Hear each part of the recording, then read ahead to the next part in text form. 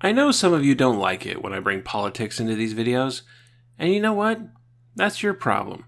This channel supports the protests going around the country and around the world against police brutality and a brutal, racist government. In the link below is a list of community bail pays and protest organizations that I support and have donated to already. I strongly encourage that you all do the same. These are hard times, and we should be in this together. Black Lives Matter. Now that you've done that, here's some entertainment.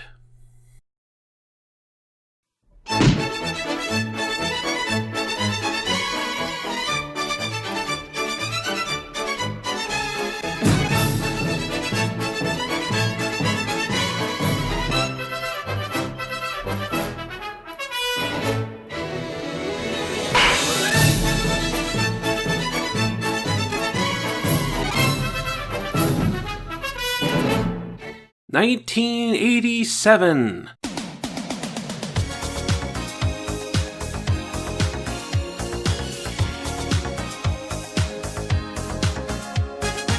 Baby Jessica falls down a well and the nation watches the rescue efforts. President Reagan gives his Berlin Wall speech and hopes you kind of don't pay attention to Iran-Contra. The first HIV treatment is approved by the United States Food and Drug Administration, and Joe Biden drops out of the presidential race due to a plagiarism scandal. Something notable enough for a joke on Double Dare. What politician is credited with originating the phrase, walk softly and carry a big stick? Is it Andrew Jackson, Teddy Roosevelt, or Joe Biden? Teddy Roosevelt. Teddy Roosevelt is right. He has $50. He has $650. But Joe Biden will say it. Man, remember when plagiarism disqualified you for office? Feels so quaint. In movie theaters, Three Men and a Baby, Lethal Weapon, and Spaceballs. In record stores, U2's The Joshua Tree, Michael Jackson's Bad, and a hit single from Rick Astley, Never Gonna Give You Up. Video game players turn to the Nintendo for the American releases of The Legend of Zelda, Mike Tyson's Punch-Out!, and Mega Man, while in Japan the first entry in Hideo Kojima's Metal Gear series is released for home computers. And we have the births of Ellen Page, Kesha, and me! Not much happened in the world of cable television this year, but network television was another story. Fox premiered its initial primetime lineup, including shows like Married with Children, 21 Jump Street, and The Tracy Ullman Show, which was a pretty okay sketch comedy program that just happened to air little animated shorts starring a dysfunctional yellow family called The Simpsons. Star Trek returned to television as The Next Generation, Full House made its premiere, and during a PBS broadcast of Doctor Who in Chicago, one of the most famous acts of television hijacking took place. This would also be a banner year for children's television animation. Bionic 6, Dinosaucers, Brave Star, Alf the Animated Series, and Hello Kitty's Furry Tale Theater all premiered, but there were two shows that would change the landscape of children's media in major ways. The first was DuckTales. Not the first show of Walt Disney Animation Television. Gummy Bears beat it by a few years, but it would become the spearhead of Disney's new television success, the rise of the Disney afternoon slate of cartoons that would do as much to reinvigorate the Disney brand as their film renaissance a few years later. The other was Teenage Mutant Ninja Turtles, which would become one of the biggest franchises of the late 80s, serving as a sort of transition period between 80s cartoons motivated by the sale of toys and the more story-driven, arguably higher quality cartoons of the 90s. And of course, Ninja Turtles will become very relevant to Nickelodeon in, 25 years. As for Nickelodeon itself, 1987 wasn't one of the most exciting years for the channel. Still flying high off the surprise success of Double Dare, which had become the most watched television show on cable, focus went into expanding the brand in a number of different ways.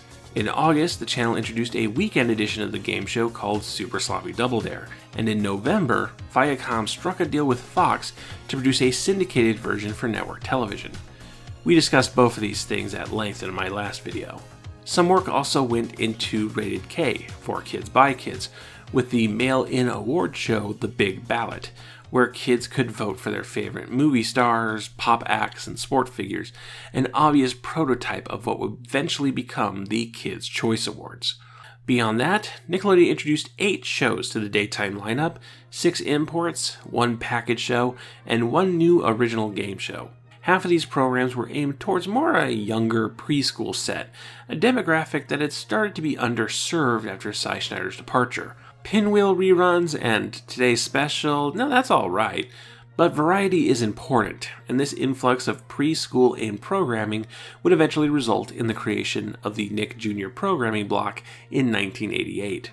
3 shows made their final broadcast this year. Standby Lights Camera Action aired its last at the end of May, and in December, Kids' Rights ended its 6-year cycle of rerunning the same 17 episodes over and over again. And also ending in December, we had Danger Mouse? A surprising departure, as Danger Mouse had found some decent popularity, being Nickelodeon's very first animated program. Its cancellation on the channel was such a big deal that Nickelodeon aired a special Goodbye Danger Mouse promo. Bye, Danger Mouse. Goodbye, Rated K. Bye, Danger Mouse. Danger Mouse.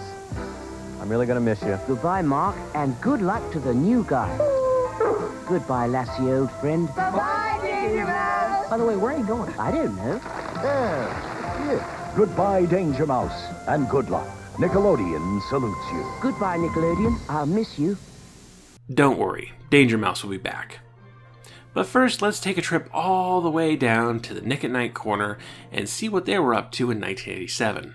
On January 5th, Nick at Night introduced 2 very similar shows that would rotate during the 9:30 p.m. time slot: Private Secretary, also known as Susie, and the Ann Southern Show. And the reason for this rotation was because they're not really different shows. They both have the exact same cast playing virtually the same characters, just with different names and in different settings. Ann Southern plays a woman who is an assistant to Dan Porter's boss character, working for a company in New York City, with Ann Tyrell playing Southern's best friend and co-worker. It's just that Private Secretary is about a talent agency, and the Ann Southern Show is about a hotel. So Nick and I just kind of treated the Ann Southern Show as seasons 6 through 8 of Private Secretary and aired them as such. 2 new weekend shows were added on March 7th. At 7:30, the Bad News Bears, which also aired on Daytime Nick, as you've no doubt figured out. And at 11, Mad Movies with the LA Connection, a 1985 show where the titular comedy troupe The LA Connection would take old movies like Santa Fe Trail or Captain Scarlet and do comedy redubs, What's Up Tiger Lily style. On June 27th, Route 66 aired its last on the channel, and police sitcom Car 54 Where Are You would take its 10 p.m. slot on July 1st. July was also when the I Want to Be Manager of Acquisitions promotion happened, a contest where the prize was a paying job at Nick at Night. And finally, on October 5th, Rowan and Martin's Laugh-In, a show that You Can't Do That on Television reminded Cy Schneider of, took the 10 o'clock slot, bumping Car 54 to 12:30, and finally knocking Turkey Television out of Nick at Night completely. And that is your Nick at Night Corner for 1987. But as always, there is crossover between Daytime Nickelodeon and Nick at Night. Since Nick at Night's conception, there's been 1 show a year that the 2 channels shared. For 1985, that was Dennis the Menace, one of the classic 50s sitcoms. For 1986, that was The Monkees, a pop culture phenomenon. And for 1987, there was The Bad News Bears, a show that made everyone sit up in their seats and say, "Wait, there was a Bad News Bears TV show?" Have we got some bad news for you? Some really bad news. If you laughed at the movie, you'll roar at the new comedy series, The Bad News Bears. What happens when a reluctant coach inherits an all-boys baseball team How are you gonna make a team with these losers? How would it look if I whacked them? and adds the female pitching sensation of the century? It's Bad News. Jack Warden stars in The Bad News Bears, rated hilarious and premiering Saturday at 8, 7 Central and Mountain, followed by Billy. For the uninitiated, The Bad News Bears began life as a film from 1976, directed by Michael Ritchie from a screenplay by Bill Lancaster. This is the story of Morris Buttermaker, played by Walter Matthau, a has-been minor league baseball player who now cleans pools and drinks beer for a living. This barely functional alcoholic finds himself roped into coaching the Bears, a little league team made up of the least athletic kids imaginable. Initially, Buttermaker is content to just sit in the dugout, drink, and watch his kids lose, but over time becomes invested enough to start properly training them while seeking additional players to improve the odds. Additional players come in the form of Amanda, played by Tatum O'Neal, the 11-year-old daughter of an old flame of Buttermaker's, who is trying to engage in feminine things like dresses and ballet to counteract her old tomboy image. And there's Kelly, played by Jackie Earle Haley, the kid from the wrong side of the tracks, who smokes cigarettes and tears up the field with his mini motorcycle. Eventually the Bears start to win games, and before they know it, they're on their way to the Little League Finals. But at what cost? The better the Bears do, the more serious Buttermaker starts to take things, and the harder he pushes the kids, straining relationships and promoting risky behavior that starts to get the kids hurt. It isn't until partway into the championship game that something clicks for Buttermaker after seeing how miserable his team is, and how abusive the coach on the opposing team is. None of this matters. It's just a silly game being played by children, and why the hell are we taking it so seriously? The Bad News Bears is an odd duck of a film.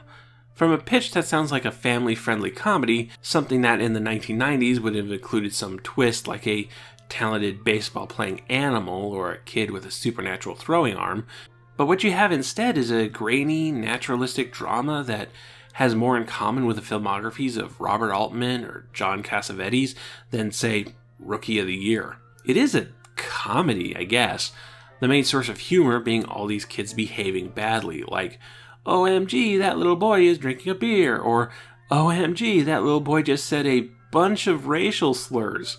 It's not exactly the kind of film you would expect to build a franchise off of, but it ended up being pretty successful, grabbing some favorable reviews and pulling in $42 million in the box office off a $9 million budget, making it the 10th highest grossing film of the year.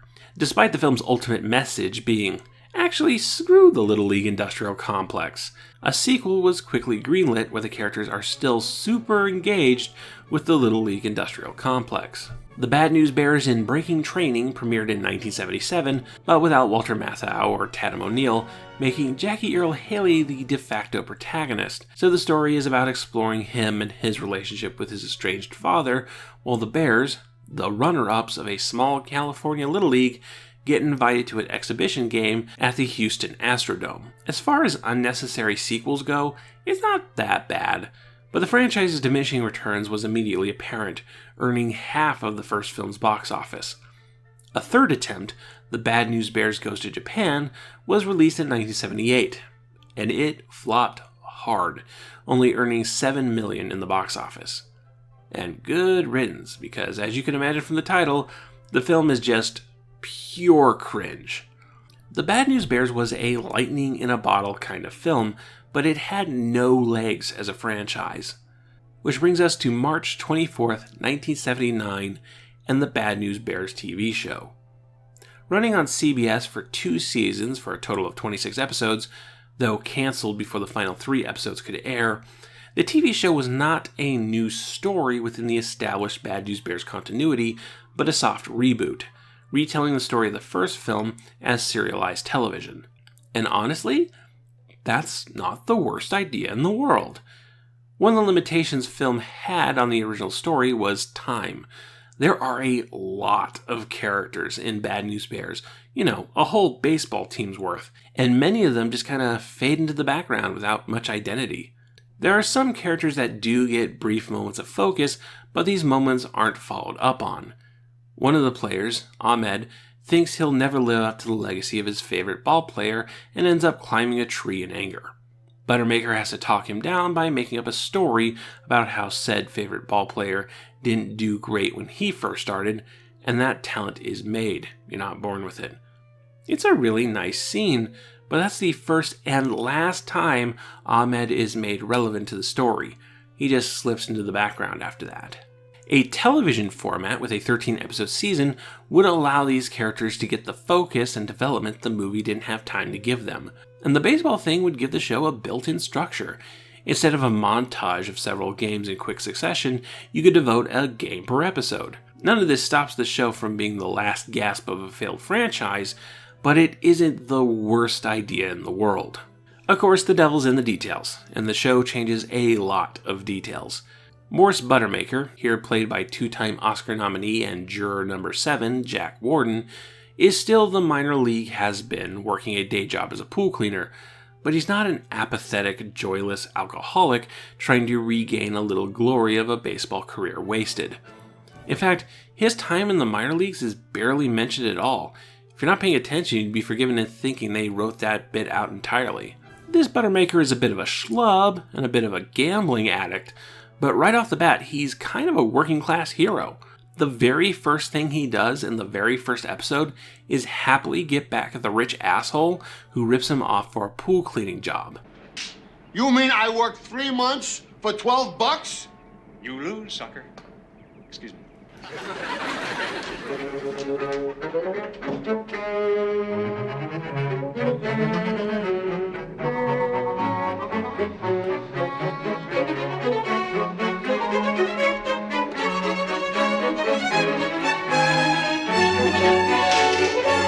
Sucker, huh?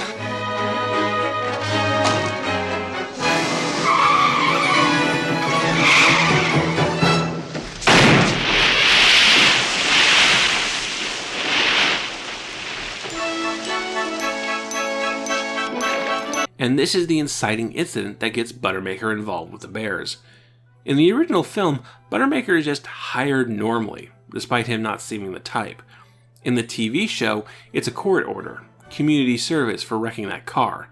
Now, in the movie, the Bears are made up of the players turned down from tryouts. The team only exists because a local politician wanted his son to play in some capacity. This is mirrored in the film version of Buttermaker, who also wasn't good enough at baseball to make it. They're all rejects. In the TV show, the Bears are a school team for a kind of reform school. Students who had run-ins with the law, or did too poorly in other schools. You stole the car? Not just a car, a 61 Corvette.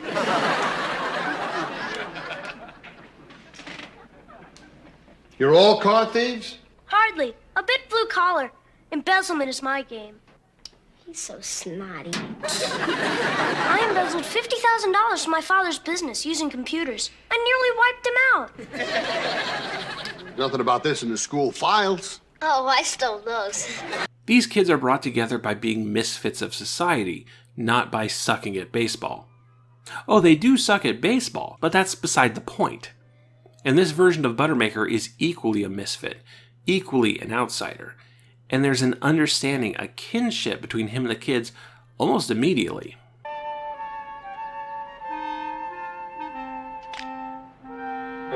Come on, you guys, let's go out there. What for? Well, he looks stupid playing by himself. Besides, we're not a bunch of quitters. Yeah, come on.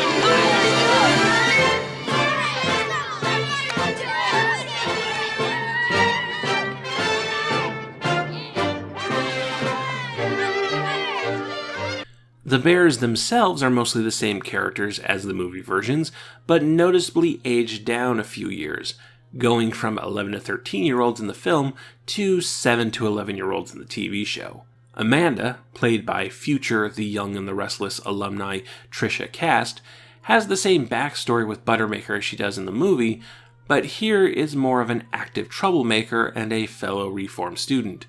Kelly, played by unknown Greg Forrest, has a much more diminished role in the show, and disappears before the end of the first season. Oh, and who's that on third base?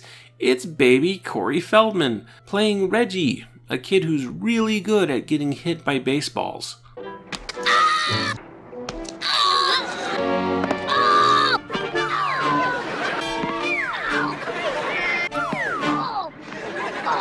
glad they're not playing hockey.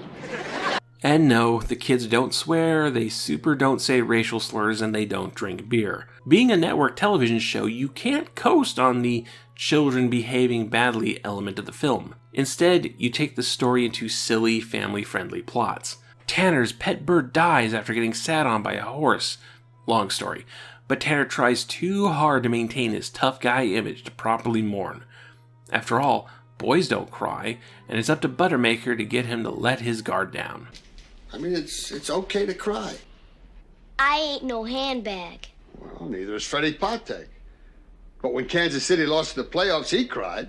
And on national TV. I would have laughed in his face. Would you have laughed at John Havlicek, Joe Namath, Hank Aaron? I mean, they all cried.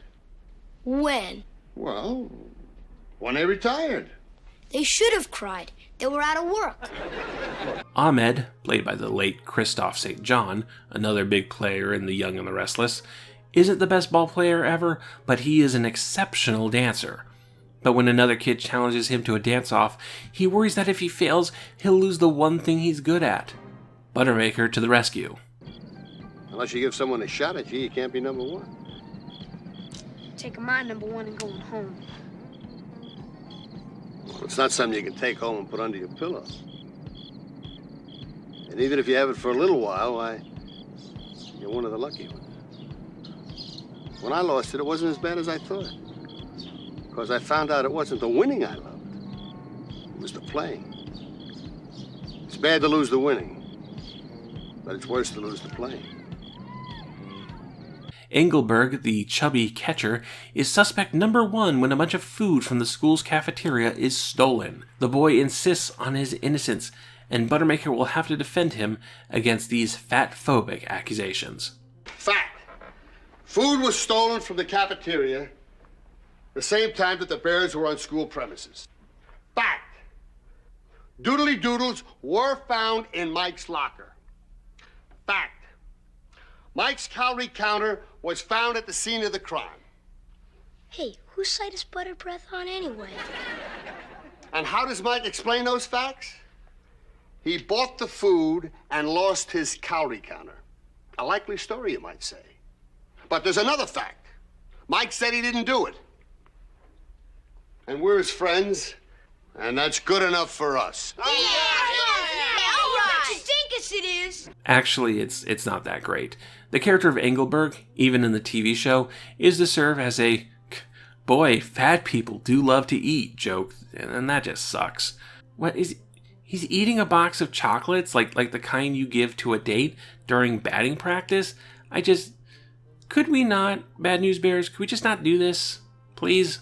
To give Buttermaker another adult to talk to, a new character is introduced. School principal Dr. Emily Rampant, played by the future mom from Child's Play, Catherine Hicks. You might expect her to be somewhat of an antagonist, young, university-trained professional who knows what the books say about dealing with troubled youths, versus the older, school of hard knocks heavy. But no. Dr. Rampant has to slap Buttermaker's hands a few times, but they're on the same side for the most part, and they like each other. She believes in the team and becomes friendly to the point that the Bears assume the two adults are dating. You know, I'm so happy I could hug you. Oh, why not? You all played just wonderfully. You know, he's quite a guy, isn't he?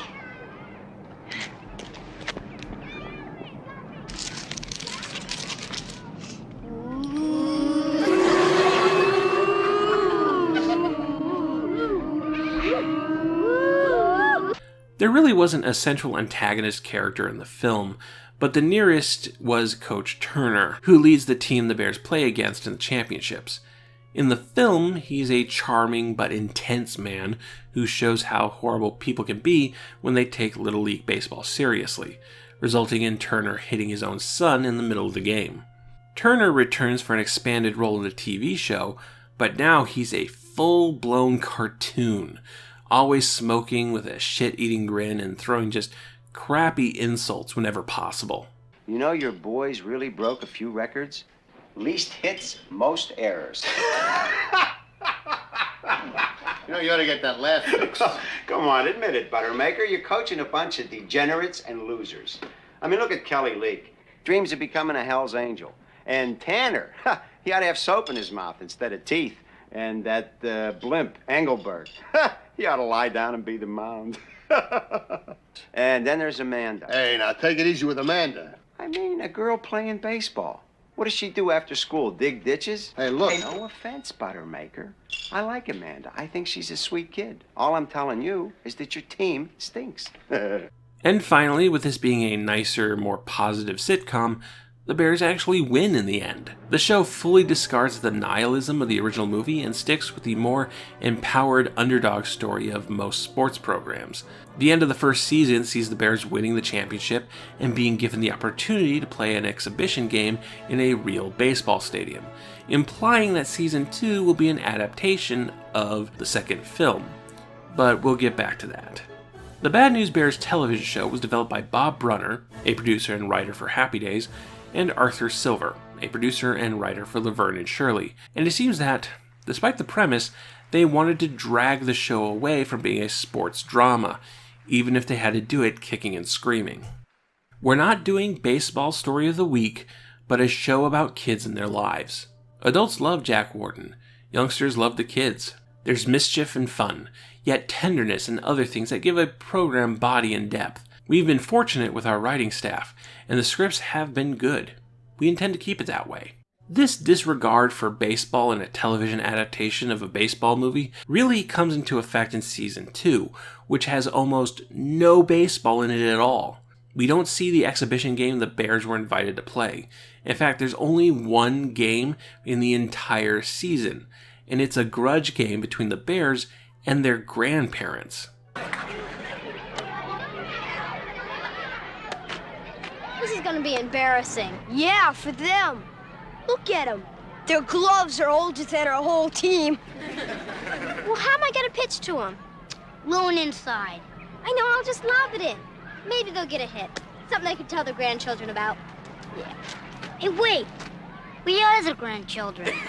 Oh, there was also this one episode. Okay, stop me if you've heard this one.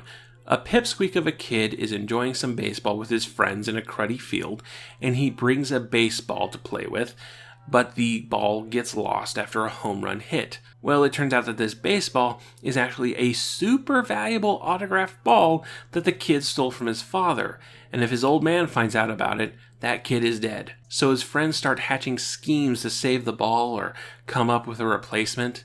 Yeah, there's an episode of Bad News Bears that's basically The Sandlot, just with the ball getting lost in a storm drain instead of being nabbed by a giant scary dog. And that's it. 2 episodes of baseball in the 14-episode season 2. Oh, there were other sports featured. There's tennis, there's basketball, there's go-kart racing, there's a whole girls versus boys school Olympic competition. But everyone kind of forgets about baseball, instead stepping further and further into goofy family sitcom plots. Uh-oh, one of the Bears has a crush on the principal. Uh-oh, the Bears have to learn about parenthood by taking care of some eggs. Uh-oh, the final episode of the series has the Bears running around a haunted house. Not now, Jose. Ahmad, come here quick. What is it, Ogilvy? A really good book. Oh, man, you enjoy wasting my time. No, really, Ahmad. I don't think that total panic should detract from a human being trying to enrich himself. Not now, Jose. Ogilvy, we're lost, we're hungry, we're tired. Yes, but that doesn't mean we have to be ignorant. Okay, Jose, what is it?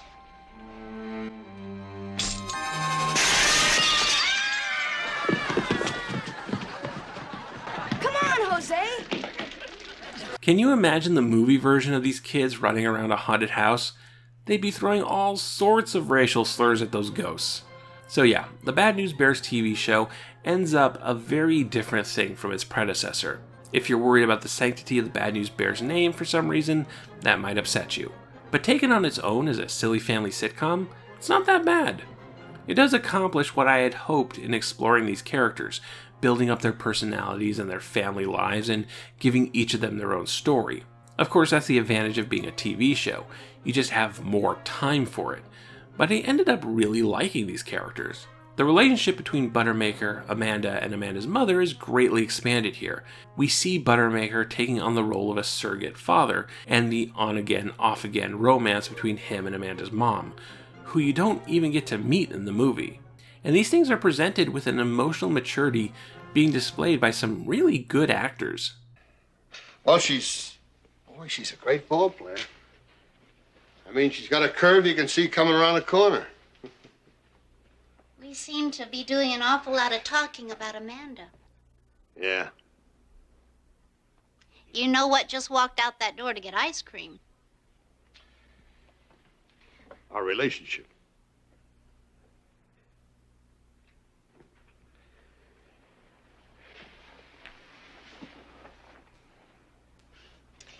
I guess we forgot why we broke up. In the end, Amanda was all we had in common.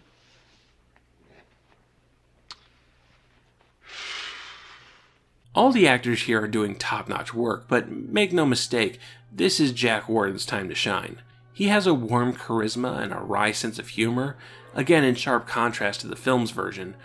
He sees things fall apart around him, and he just shrugs, puts it back together with duct tape and rope, and makes the best of it. He doesn't always do the right thing, but he's quick to apologize and make amends. He does the best he can, and he believes in these kids 100%. It's also a surprisingly physical performance. Jack Warden would have been 59 when making this show, and he doesn't look the athletic type, but he really gets into it here. I've always been sports-oriented. When I was in the Navy, I played baseball, and before that, way back at the end of the Depression, I boxed professionally under the name of Johnny Costello. I can relate to the scripts. It's a nice break for a change, not to do a cop part or anything that heavy-duty. However, despite the great performances and interesting lineage, the Bad News Bears didn't do well enough in the ratings or reviews to justify its continued existence, and was taken off television before the second season even finished. Honestly, I'm surprised it even got a second season. The Bad News Bears is a breezy, easy-to-watch sitcom, but outside its based off the hit movie marketing, it doesn't bring anything new to the table.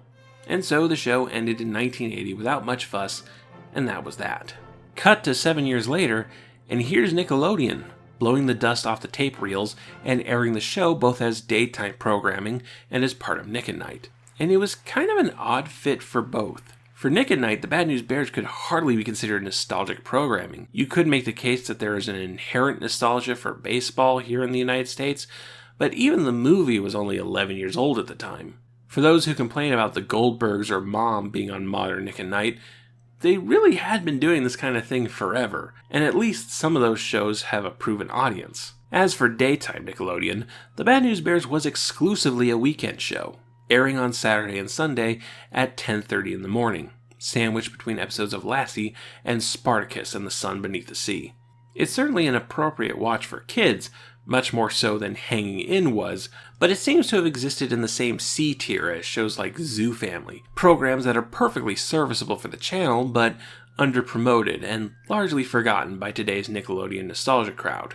So why did Nickelodeon grab this semi-obscure sitcom that underperformed in its day and was largely forgotten by 1987? Well, that obscurity might have been the reason. Nickelodeon had become invested in providing material for kids that you couldn't get anywhere else. This was their stated reason for acquiring Spartacus and the Sun Beneath the Sea, because it was so different from the usual Saturday morning cartoon fare that the networks were airing. And while the Bad News Bears couldn't be any more different from Spartacus, it was nonetheless an obscurity that nobody else was rerunning. We've been looking for series that aren't available in syndication, such as the Bad News Bears.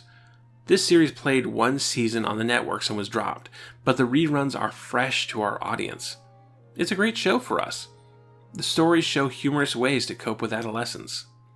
So it wasn't a thoughtless acquisition for Nickelodeon, but it also didn't pay off that much. Nick at Night dropped Bad News Bears in December of 1987, and it aired its last on daytime Nickelodeon on August 28, 1988. And the world went back to forgetting that a Bad News Bears television show even happened. And that's too bad, because I quite enjoyed my time with it. It's nothing amazing, a B- sitcom, but it has an easy attitude with likable characters that had me going through episodes like potato chips. It is, perhaps, against the spirit of the original film, the show's optimism versus the film's pessimism, but as its own thing, it's very enjoyable. I'm not sure it would have attracted me as a kid, but for those interested in obscure television, it's a good time. And in 2018, the complete series was released on DVD, which came as a huge surprise to me. Like the Bears themselves, the Bad News Bears TV show was an underdog, a misfit among his peers. And while it never went beyond that, it really did win in the way that counts. Nick, Nick, Nick, Nick, Nick, Nick, Nick. Nickelodeon. Nick, Nick, Nick, Nick, Nick, Nick, Nick. Nickelodeon.